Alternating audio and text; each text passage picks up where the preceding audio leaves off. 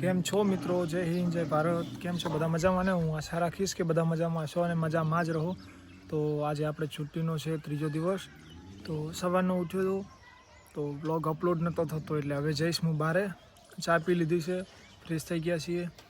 આ blog upload નહીં થતો ટાઈમ પર, એટલે એ ટેન્શનમાં બ્લોગ બનાવવાનું ભૂલી ગયો. હવે બાઇક લઈને નીકળી ગયો છું બારે, જ્યાં આપણે નેટવર્ક 5G સ્પીડ આવે છે ગામની બહાર. ત્યાં જઈને આપણે બ્લોગ અપલોડ કરીશું. દરરોજ ત્યાં જવું પડે છે અપલોડ કરવા માટે. નનકાભાઈનો ફોન આવ્યો કે તારે જો ગામની બહાર ના જવું હોય ને અપલોડ કરવા માટે, તો છત ઉપર ચડી જા કાકાની. ત્યાં 5G પકડાય છે, એકદમ કનેક્ટ થાય. તો ત્યાં અત્યારે જલ્દી બ્લોગ અપલોડ થઈ જતો કે છત માથે ખાટલો ઉપર ચડાવી દઉં નીચેથી, કેમ કે લાઇટ વેટ છે ને એટલે ઉપર ચડી ગયો ઇઝીલી. તો અહીંયા બેઠો બ્લોગ અપલોડ કરીશ અને પછી ખાટ નીચે ઉતારી દઈને પછી જવાનું છે મમ્મીના ઘરે. આજ મારું મામાનું કામ બતાવું તમને. બ્લોગ અપલોડ થઈ ગયો છે, હવે ખાટલા નીચે ઉતારીએ, તારીખ આપી દઉં ટેકનિક અમારી.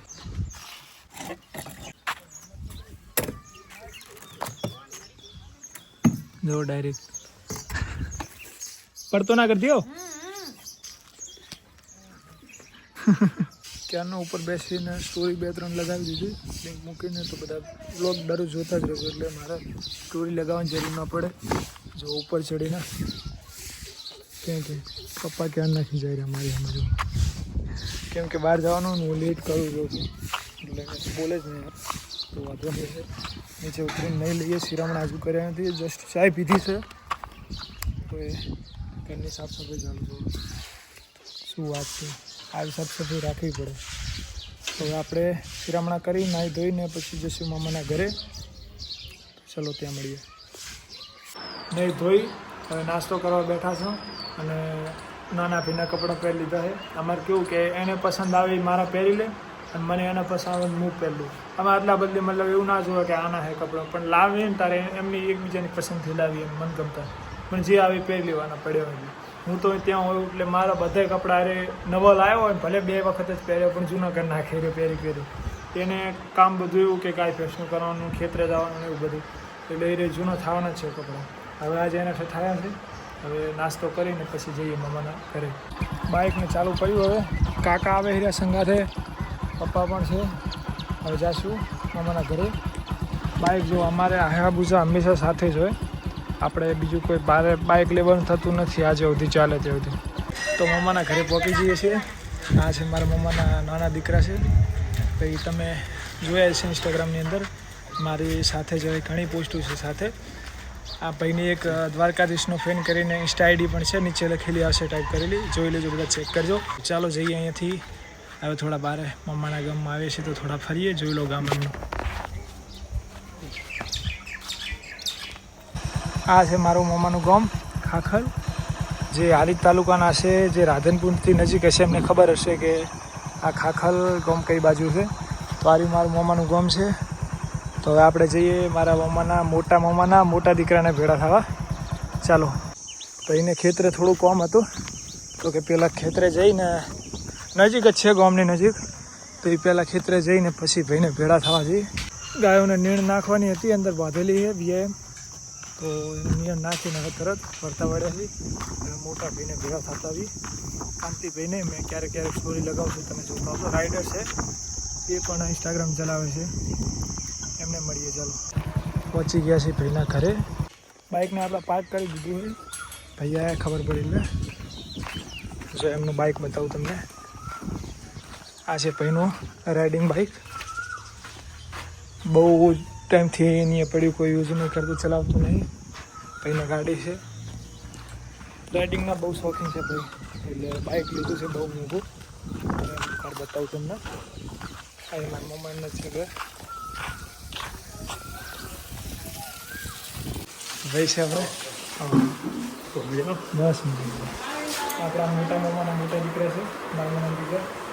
ભાઈ બરોબર છે, આગળ ભાઈ બરોબર. આ બે અમારા નાના મામાના દીકરા, મોટા મામાના. શું ભાઈ મજામાં? મજામાં. શાંતિ. આ ભાઈ છે આપણે રાઇડર છે, એ રાઇડિંગના બ્લોગ બનાવેલા. એમની આઈડી હું મેન્શન કરીશ સ્ટોરીની અંદર. એમને આપણે ફોલોવર વધારવાના છે તમને કર્યું, તો એમને બી અંદર મનોબળ થાય કે આપણે બ્લોગ બનાવીએ અને થોડું પેજને આગળ વધારીએ. ફોલો કરજો બધા. ભાઈએ ઘરને જોરદાર બનાવ્યું છે. જો અંદરથી ડિઝાઇન બધી ઉપર સીલિંગ કરાવેલી છે. તમારો પરિચય આપો. મારો પરિચય કાંતિ ભરવાડ. આપણે એક કોમ આવી ગયું છે. આ ભાઈનું જુઓ, ભાઈ બાઇકને પંચર પાડીને આવ્યા છે. તો હવે બાઇકના પંચર કરાવવા જવું પડશે. થોડો પંચર કરાવતી આવી બાઇકના. જો અહીંયા તો ટ્રાફિક થઈ ગઈ ભાઈ. પંચર કરાવવા આવ્યા છે. જો હવે પાસે જઈશું બાઇકને મૂકીને, પછી આપણે બાઇક લેવા આવશું. ભાઈએ જમ્યા નથી, સવારના કોમ કરાવી રહ્યા એટલે. પછી બાઇક લઈને પાછા વળતા જઈશું. ચલો, બહારનું વાતાવરણ જો ભાઈએ જમી લીધું છે હવે, અને હવે બાઇક લેતા આવીએ. પંચર કરવા મૂકી દીધી. જો વાતાવરણ જો આજુબાજુ વરસાદનું છે. ઘરે પહોંચતા પહેલાં વરસાદ ના આવી જાય તો સારું નહીં, વચ્ચે જ પલળી જશું એમ. ચલો બાઇક લેતા આવીએ. એ બાઇકનું પંચર કરાવવા હતા. આ બધા જો ઇન્સ્ટાગ્રામમાં જોનારા છે બધા ફોલોવર. એ બાઇકને પંચર કરી લીધું છે. આ બાઇક ભાઈ ચલાવશે અને આ મૂકીને આપણું લઈને પછી તબેલો તમને બતાવું. ચલો, આ બાઇકને અહીંયા મૂક્યું. હવે આપણા વાળું હું લઈ લઈશ. એ ભાઈ લઈને હવે આપણે જઈશું તબેલે. ત્યાં જઈને મળીએ. હેડો. જો આવ્યા છે ખેતરે. અહીંયા એમને ગાય ભેંસ બાંધવાની સગવડ છે. અહીંયા ચારો કાપી અને ગાય ભેંસને ખવડાવવાનો અત્યારે છૂટો મૂકી દીધા છે. અને છોડો છે જો એકદમ મસ્ત. આ ખેતર છે બધા. અહીંયા પોણી આવે. પોણીથી બાજરી છે, રજકા બાજરી. એ રી કાપીને ભેંસોને ગાયોને ખવડાવે હોય. મામાના ઘરે જઈને વર્તા આવી ગયા છે. હવે હાથ પગ ધોઈ, મોઢું ધોઈ, ચા બનાવેલા ચા પીને પછી વ્લોગ એડિટ કરશું. ને વ્લોગ એડિટ કર્યા પછી નીંદર આવે તો સૂઈ જવાનું છે. અને પછી આગળ કંઈ પ્લાન નથી. મેં ચા મૂકવાનું કીધું અને અમને મેગી બનાવી. વ્લોગ બનાવો તો એકદમ ઇઝી છે, પણ એ પછી જે એડિટિંગ કરવું ને માથાનો દુખાવો છે. હું લગાતાર 2 કલાકથી હું એકનો એક વ્લોગ એડિટ કરી જાઉં છું.